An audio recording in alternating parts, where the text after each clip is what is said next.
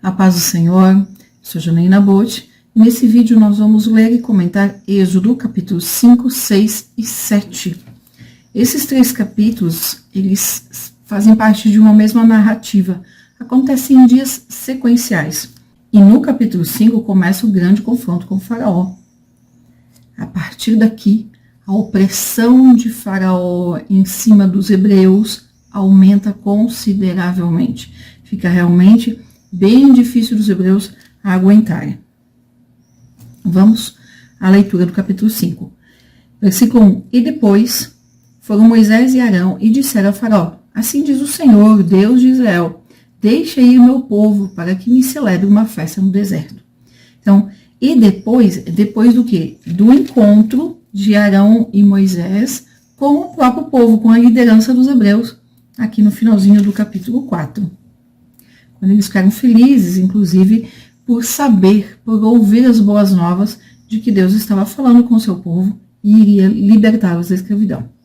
Versículo 2. Mas Faraó disse: quem é o Senhor cuja voz eu ouvirei para deixar ir Israel? Não conheço o Senhor, nem tampouco deixarei ir Israel. Ele fala aqui até com certo desdém, né? Quem é? Quem é esse? Eu não vou deixar ir Israel. E eles respondem, e eles disseram, versículo 3, o Deus dos hebreus nos encontrou, portanto, deixa-nos agora ir caminho de 3 dias ao deserto, para que ofereçamos sacrifícios ao Senhor, e ele não venha sobre nós com pestilência ou com espada. Então disse-lhes o rei do Egito: Moisés e Arão, por que fazeis cessar o povo das suas obras? Ide a vossas cargas.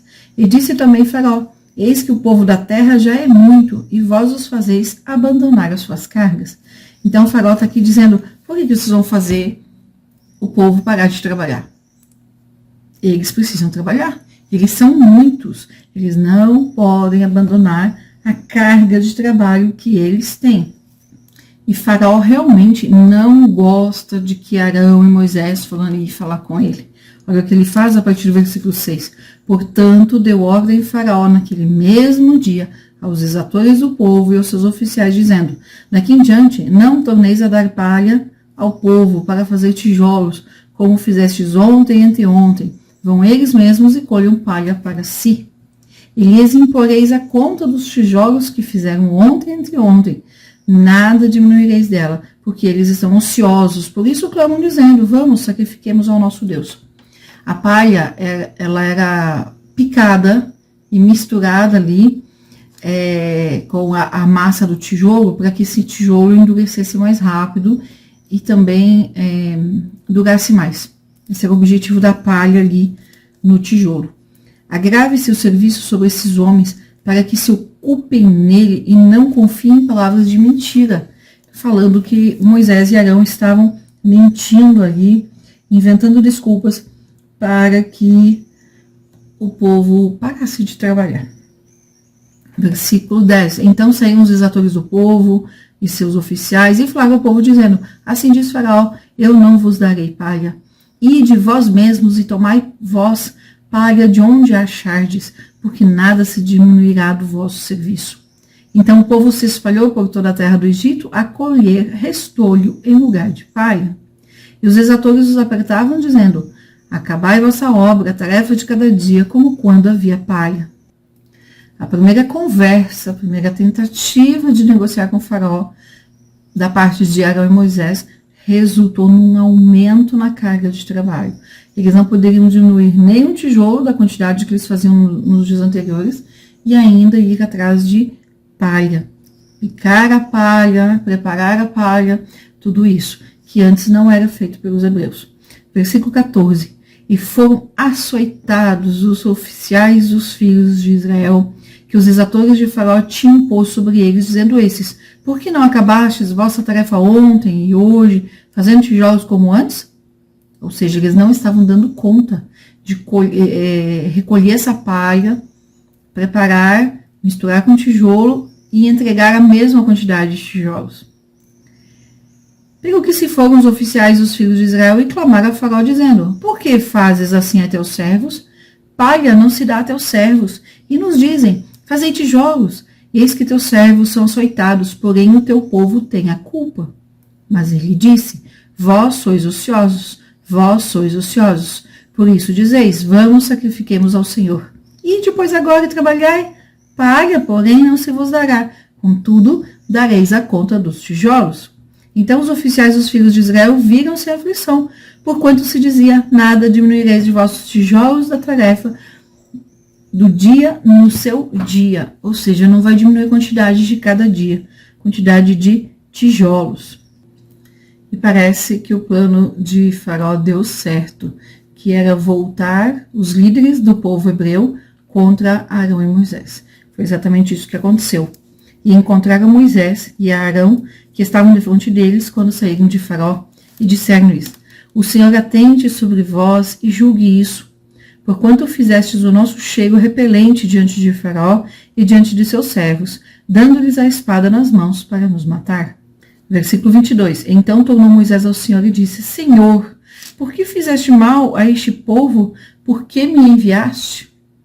No primeiro momento, essa fala de Moisés aqui com Deus pode parecer irreverente, até não respeitosa, atrevido Moisés falando dessa forma com Deus. Mas nós podemos pensar isso porque já conhecemos o resto da história. Mas tente, faça um esforço pelo menos de pensar a situação de Moisés. Ele fugiu para o deserto de Midian e ficou há 40 anos escondido, vivendo a sua vidinha comum e ordinária de todos os dias. E Deus o tira de lá, do conforto, e traz para o Egito para confrontar Faraó e poder libertar o povo. Aqui, Moisés já tinha tido um encontro com Deus lá na sarça ardente. Aqui, Moisés já sabia dos objetivos de Deus em libertar o povo. Deus já tinha falado para ele que ele viria para libertar o povo. Através da vida de Moisés, o povo seria liberto da escravidão. Eu penso que aqui Moisés já tinha uma confiança tal em Deus e uma intimidade em falar com Deus, que ele então ora, fala com Deus aqui como um amigo. Senhor, por que fizeste mal a este povo? Por que me enviaste? Olha, eles estão pior do que antes. Eu fui falar com o Faraó e o Faraó piorou a situação deles. Então penso que é um amigo conversando com o seu melhor amigo, o Deus de Israel. Versículo 23. Porque desde que entrei a Faraó para falar em teu nome, ele maltratou este povo e de nenhuma maneira livraste o teu povo. E Deus responde a Moisés, no início do capítulo 6, versículo 1. Então disse o Senhor a Moisés, agora verás o que hei de fazer a Faraó, porque por mão poderosa os deixará ir. Sim, por mão poderosa os lançará de sua terra. Falou mais Deus a Moisés e disse, eu sou o Senhor. E eu apareci a Abraão e a Isaque e a Jacó como Deus Todo-Poderoso. Mas pelo meu nome, o Senhor, não lhes fui perfeitamente conhecido.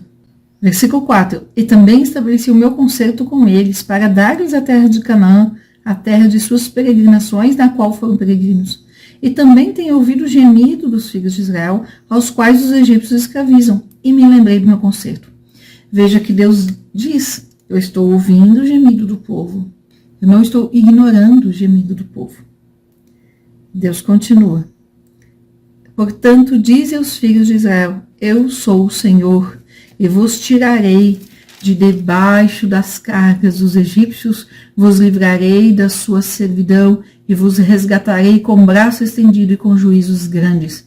E eu vos tomarei por meu povo, e serei vosso Deus. E sabereis que eu sou o Senhor vosso Deus, que vos tiro de debaixo das cargas dos egípcios. E eu vos levarei à terra, acerca da qual levantei a mão, que a daria a Abraão, e a Isaque e a Jacó, e vou-la darei por herança, eu, o Senhor. Deste modo falou Moisés aos filhos de Israel, mas eles não ouviram Moisés, por causa da ânsia do espírito e da dura servidão. Veja que aqui Moisés não está usando Arão como porta-voz, ele mesmo está indo lá e falando para o povo em nome de Deus. Versículo 10. Falou mais o Senhor Moisés dizendo, entra e fala a Faraó, rei do Egito, que deixe sair os filhos de Israel da sua terra. Então, a segunda vez que Moisés vai lá falar com o Faraó. Versículo 12. Moisés, porém, falou perante o Senhor, dizendo, eis que os filhos de Israel me não têm ouvido. Como, pois, me ouvirá Faraó? Se nem meu povo me ouve, também eu sou incircunciso de lábios. Ele volta a falar aqui a questão, então, de ser incircunciso de lábios. E eu continuo defendendo que não é uma questão física, não é uma dificuldade física, não é uma doença, nada. Continuo entendendo que é uma questão particular de Moisés de não querer falar diretamente a Faraó.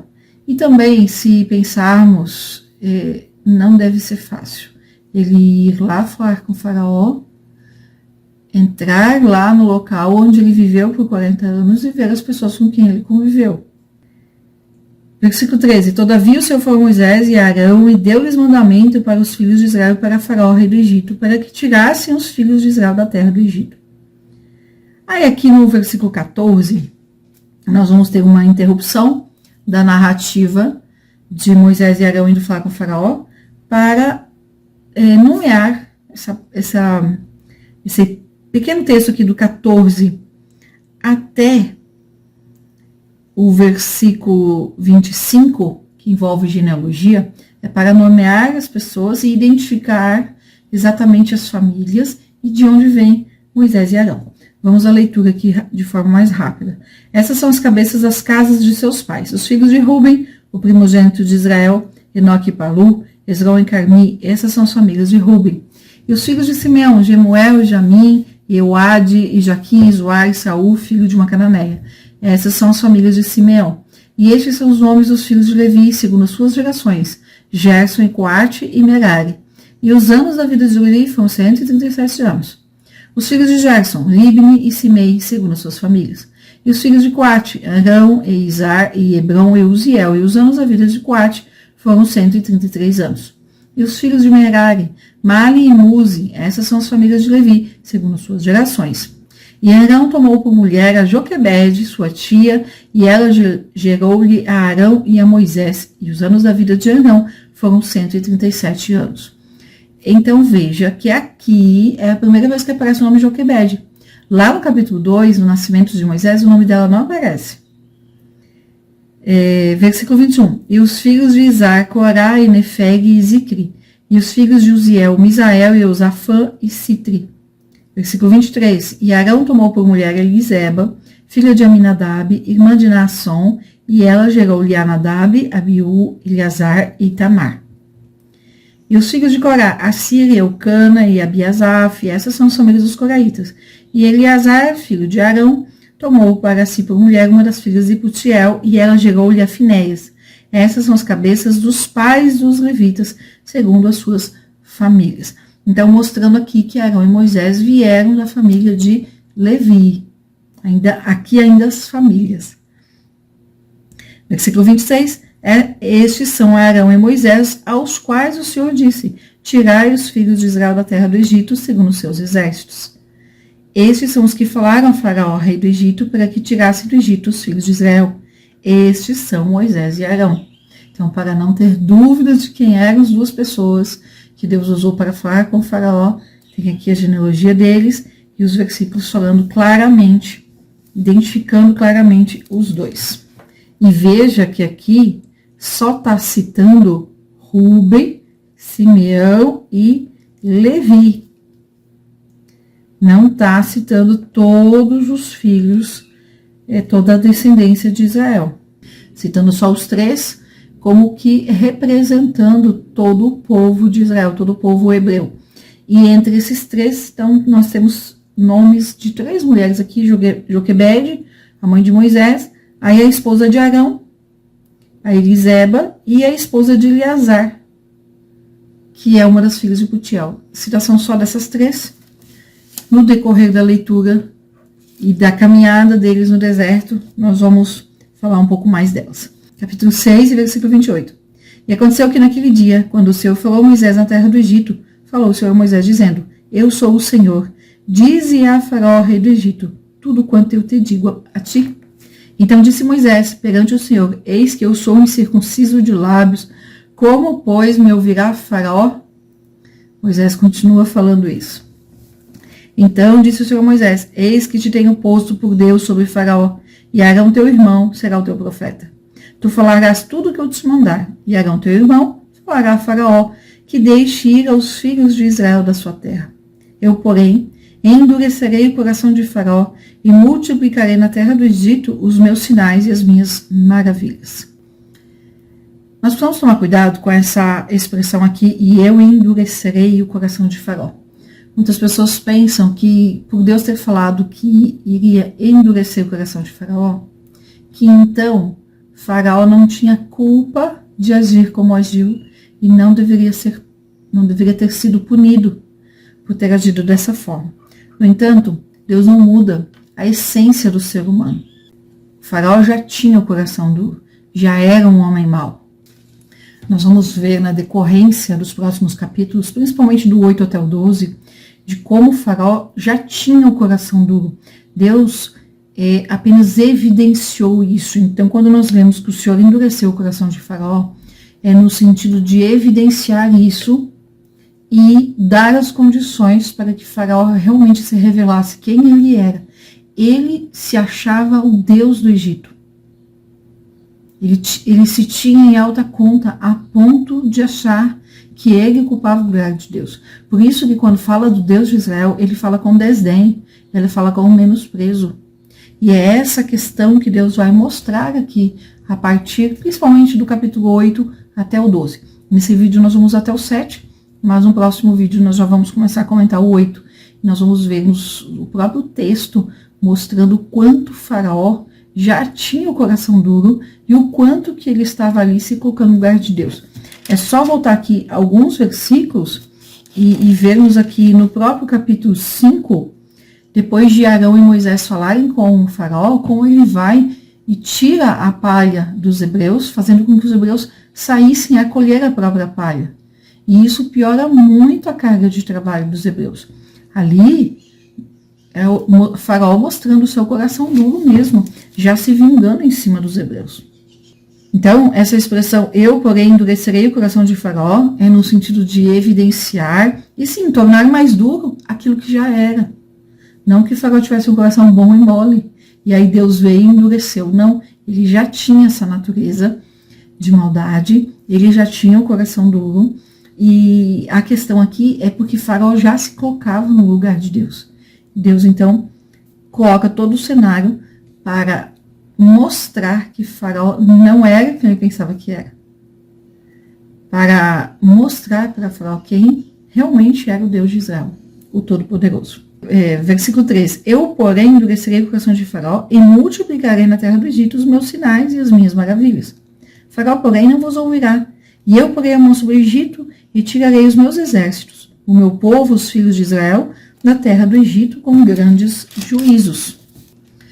Versículo 5. Então os egípcios saberão que eu sou o Senhor, quando estender a mão sobre o Egito e tirar os filhos de Israel do meio deles. Então fez assim Moisés e Arão, como o Senhor lhes ordenara, assim fizeram. E Moisés era da idade de 80 anos, e Arão da idade de 83 anos, quando falaram a Faraó. Então, lá atrás eu comentei que Moisés era 3 anos mais novo do que Arão. Aqui está a comprovação do próprio texto bíblico. Nós vamos marcando essas idades, a referência e a idade de cada um, e vamos seguindo com essas informações à parte. Por isso que conseguimos saber o tempo entre o tempo decorrido nos capítulos. Vamos acompanhando conforme a Bíblia dá informação, mesmo que essas informações, né, conforme a Bíblia vai dando as informações, mesmo que essas informações sejam limitadas. Não tem na Bíblia biografia de ninguém de forma completa, nem de Jesus, nem do próprio Jesus tem, e de nenhum outro personagem na Bíblia. Por quê? Porque a Bíblia não é uma coletânea de biografias. A Bíblia não é uma coletânea de histórias de pessoas que se destacaram no desenvolvimento da história da humanidade. A Bíblia é uma coletânea de livros, são 66 livros, para revelar Deus. Então, as partes da vida de cada um que que são contadas são aquelas necessárias para revelar Deus para nós. Versículo 6. Então fez assim Moisés e Arão, como o Senhor lhes ordenara, assim fizeram. E Moisés era da idade de 80 anos e Arão da idade de 83 anos, quando falaram a Faraó. E o Senhor falou a Moisés e Arão, dizendo: quando o Faraó vos falar, dizendo: fazei por vós algum milagre, dirás a Arão: toma tua vara e lança-a diante de Faraó, e se tornará em serpente. Então Moisés e Arão entraram a Faraó e fizeram assim como o Senhor ordenara. E lançou Arão sua vara diante de Faraó e diante dos seus servos, e tornou-se em serpente. E Faraó também chamou os sábios e encantadores, e os magos do Egito fizeram também o mesmo com seus encantamentos. Porque cada um lançou sua vara e tornaram-se em serpentes, mas a vara de Arão tragou as varas deles. A isso as varas deles não faziam, uma comer a outra, as varas transformadas em cobras. Mas a de Arão foi e comeu as deles, né, dos encantadores aqui de Faraó. Porém o coração de Faraó se endureceu e não os ouviu, como o Senhor tinha dito. Ele ficou mais obstinado, ele ficou mais convicto de que não deixaria os hebreus irem embora. Então disse o Senhor a Moisés: o coração de Faraó está obstinado, recusa deixar ir o povo. Vai pela manhã, ou seja, no dia seguinte, a Faraó. Eis que ele sairá às águas, põe-te em frente dele na praia do rio, e tomarás em tua mão a vara que se tornou em cobra. E lhe dirás: o Senhor, o Deus dos hebreus, me tem enviado a ti, dizendo: deixa ir o meu povo, para que me sirva no deserto. Porém, eis que até agora não tens ouvido. Assim diz o Senhor: nisto saberás que eu sou o Senhor. Eis que eu, com esta vara que tenho em minha mão, ferirei as águas que estão no rio, e tornar-se-ão em sangue. E os peixes que estão no rio morrerão, e o rio chegará mal, e os egípcios nausear-se-ão, bebendo a água do rio. Disse mais o Senhor Moisés: dize a Arão: toma tua vara e estende a mão sobre as águas do Egito, sobre as suas correntes, sobre os seus rios, sobre os seus tanques e sobre todo o ajuntamento das suas águas, para que se tornem em sangue, e haja sangue em toda a terra do Egito, assim nos vasos de madeira como nos de pedra. E Moisés e Arão fizeram assim como o Senhor tinha mandado.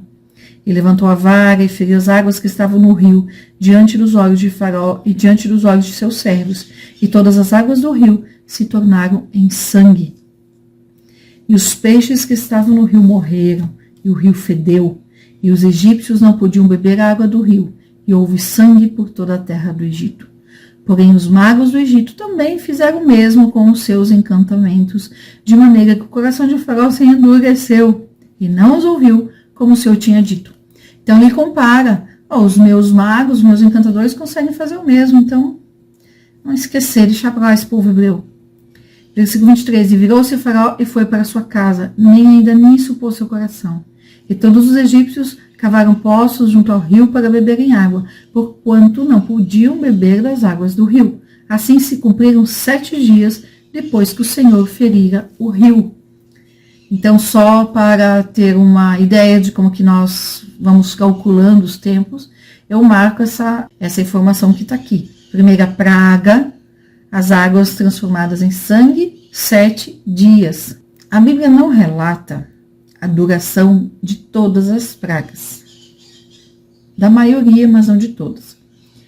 Com base nas que a Bíblia declara o tempo de duração, nós podemos dizer que as pragas, as 10 pragas no Egito, duraram algo entre 6 e 9 meses. Não menos e nem mais do que isso. Mas nós vamos descobrir isso juntos, nós vamos ler e vamos começar a calcular isso juntos e entender por que esse prazo entre 6 e 9 meses para o tempo das 10 pragas. Encerramos aqui então esse vídeo comentando Êxodo 5, 6 e 7. Que Deus te abençoe e até a próxima leitura.